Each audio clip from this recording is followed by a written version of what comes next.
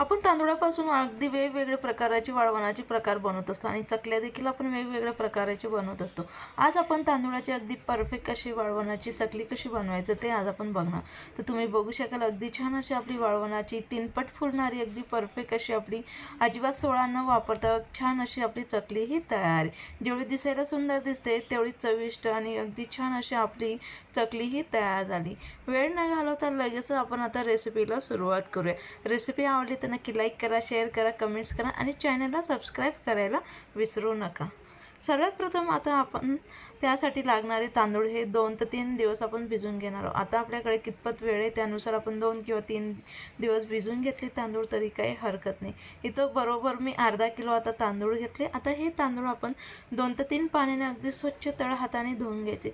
जेवढे आपण स्वच्छ तांदूळ अगदी छान धुवून घेऊ तेवढे छान अशा आपल्या चकल्या पांढरशुभ्र अशा होतील। तर तळ हाताने घासत अशा पद्धतीने आपण संपूर्ण तांदूळ हे आता मी 2 ते 3 पाण्याने स्वच्छ पाणी निघेपर्यंत आता धुवून घेतले।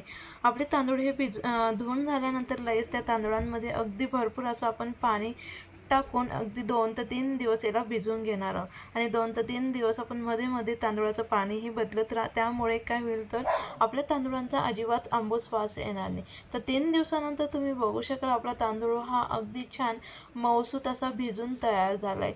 तर तुम्हाला मी अगदी थोडंसं असं चोळून दाखवते म्हणजे अगदी परफेक्ट आपला भिजून तयार आहे। आता या तांदूळात आपण संपूर्ण पाणी अजिबात हाताने चोळून वगैरे अलगद हाताने असं म्हणजे अलगद असं आपण याचं पाणी हे निथळायचं। त्यामुळे काय होईल आपला तांदूळ हा अजिबात तुटणार नाही आणि त्याच्यातला जो मेन भाग असतो चिकाचा तो निघणार नाही। तर अशा पद्धतीने आपण 2 ते 3 पाण्याने स्वच्छ धुवून घेतलेला तांदूळ मिक्सरच्या भांड्यामध्ये काढून त्यामध्ये अगदी थोडंसं पाणी टाकून मिक्सरला अगदी बारीक असं आपण याची पेस्ट तयार करून घेणार। जेवढी शक्य आहे तेवढी स्मूथ पेस्ट याची तयार करून घ्या, त्यामुळे खूप छान अशा आपल्या चकल्या ह्या तयार होतात।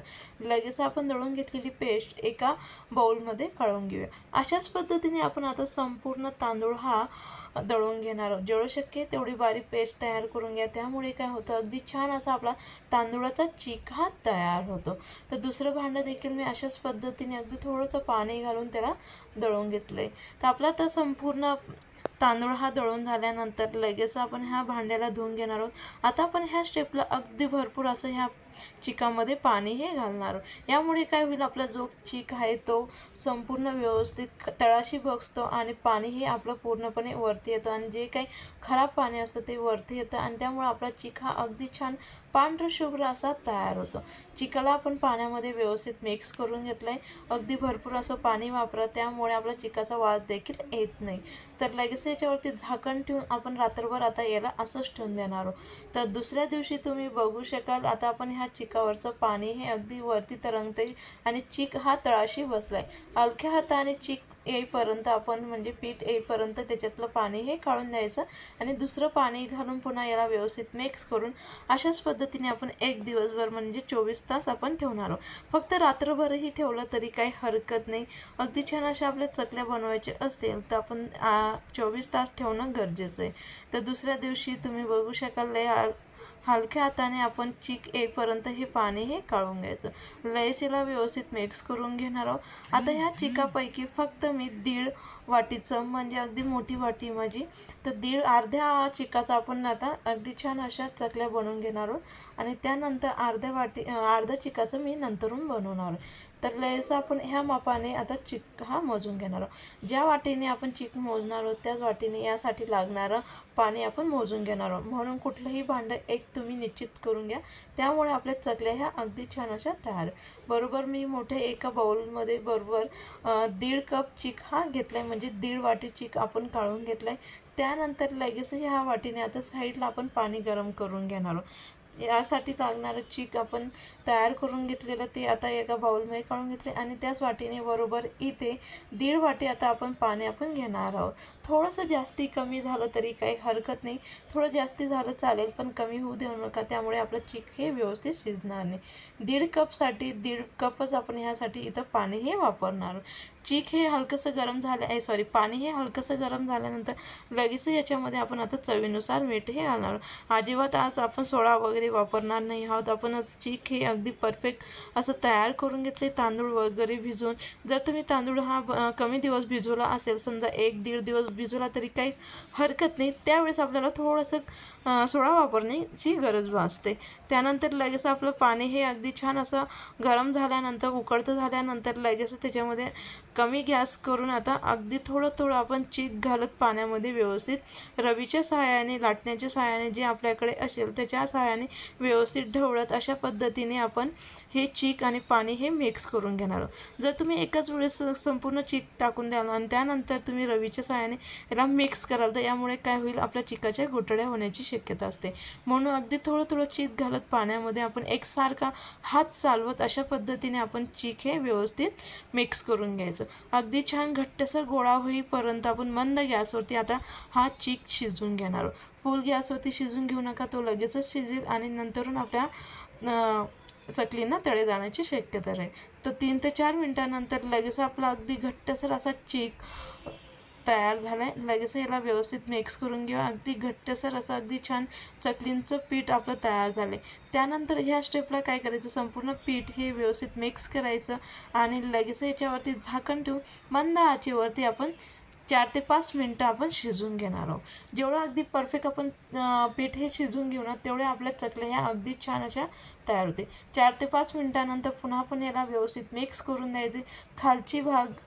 खालचा जो भाग असतो तो वरती करून घेऊया, म्हणजे वरचा जो चीक आपला खालचा चीक शिजलेला वरती येऊन त्यामुळे एकसारखं संपूर्ण चीक आपला शिजून तयार होईल. लगेच आपण याच्यावरती पुन्हा आणखी याला व्यवस्थित मिक्स करून घेतले आणि पुन्हा आणखी झाकण ठेवून आता फक्त आपण 3 ते 4 मिनटंच आपण याला मंद गॅसवरती शिजवून घेणार. संपूर्ण प्रोसेस आपण मंद गॅसवरती करून घेतलं, त्यामुळे चीक हा अगदी छान असा शिजतो.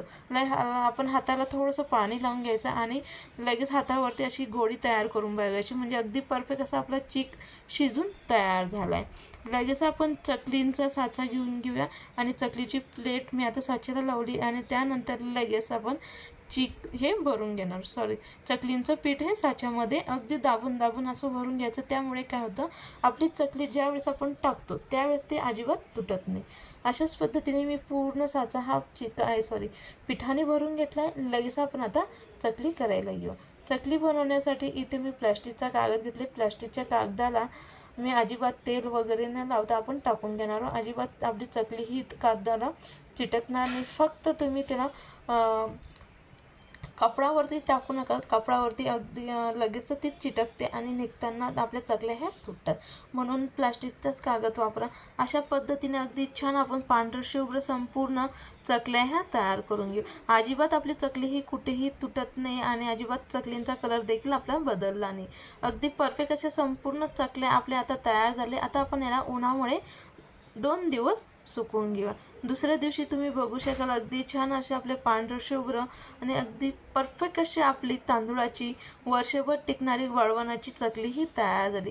रेसिपी आवडली असेल तर नक्की लाईक करा, शेअर करा, कमेंट्स करा आणि चॅनलला सबस्क्राईब करायला विसरू नका.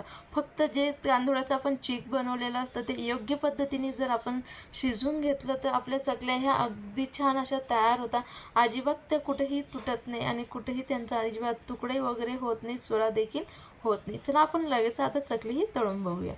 चकल्या तळण्यासाठी साईडला गॅसवरती तेल गरम करून मंद आचेवरती आता आपण चकली ही तळून घेऊ. तर 3 ते 4 पट फुगणारी अगदी छान अशी आपली मऊसूत तोंडात टाकून अगदी खुसखुशीत अशी आपली तांदूळाची चकली ही तयार झाली. ह्या चकल्या आपण सॉस चटणीसोबत अगदी आवडून सर्वजण खातील याची मी तुम्हाला गॅरंटी देते. अशाच पद्धतीने आपण अगदी भरपूर अशी चकली ही तळून घेतले. नक्की तुम्ही एक वेळेस करून बघा. नेहमी अशाच पद्धतीने तुम्ही चकल्या कराल याची मी तुम्हाला